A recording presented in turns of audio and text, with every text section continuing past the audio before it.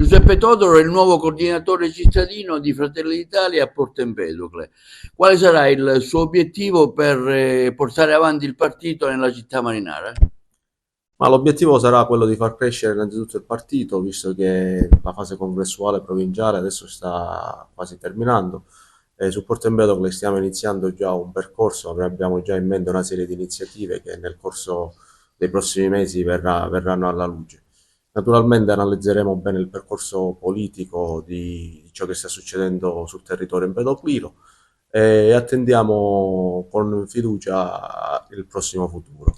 Ecco, con la giunta comunale, con il sindaco, che tipi di rapporti ci saranno?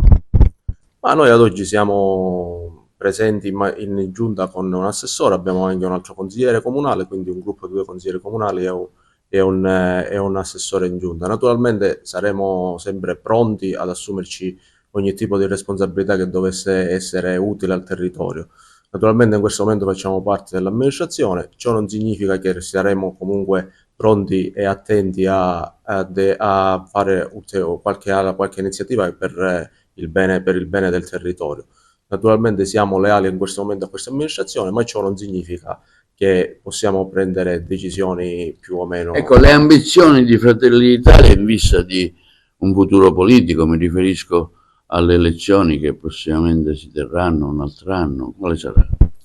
No, le elezioni saranno nel 2027 a Porto Empedocle, quindi abbiamo tutto il tempo per poter costruire. Naturalmente il nostro è un partito di governo a livello nazionale, anche alla regione comunque siamo in maggioranza, quindi di conseguenza anche sui territori della provincia dobbiamo essere pronti anche ad assumerci responsabilità amministrative.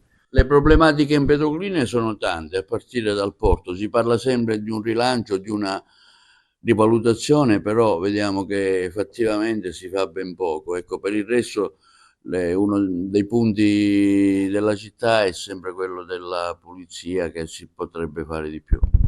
Ma sicuramente sì, la pulizia dovrebbe essere, diciamo, molto di più in tutte le zone del paese, non solo comunque nella zona bassa o limitrofa al porto.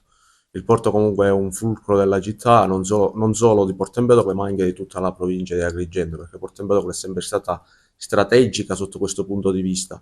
Naturalmente un rilancio del Porto Empedoclino significa un rilancio della provincia di Agrigento. Noi saremo pronti a dialogare anche con l'autorità portuale, con l'amministrazione comunale, a intraprendere iniziative per il bene, per il rilancio del porto innanzitutto e di conseguenza per il bene di tutto il paese. Ecco, un'altra grave crisi è quella idrica. Molta gente ci telefona in redazione, specialmente in certe zone della città dove aspettano l'acqua per diversi giorni, insomma. Assolutamente, la crisi idrica ormai attanaglia tutta la provincia, tra cui anche il nostro territorio di Porto Empedocle.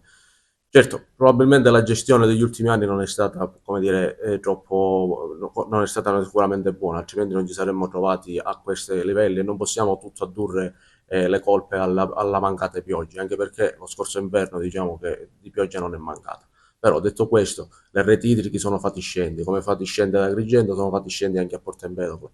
È normale che chi gestisce in questo momento AICA il servizio idrico deve, secondo me, cambiare rotta perché ciò significa se la gente si lamenta ancora nel 2024, nel 2025 si lamenta per la mancanza d'acqua, vuol dire che non abbiamo fatto nessun passo indietro e forse credo che bisogna fare delle critiche un po' a tutti.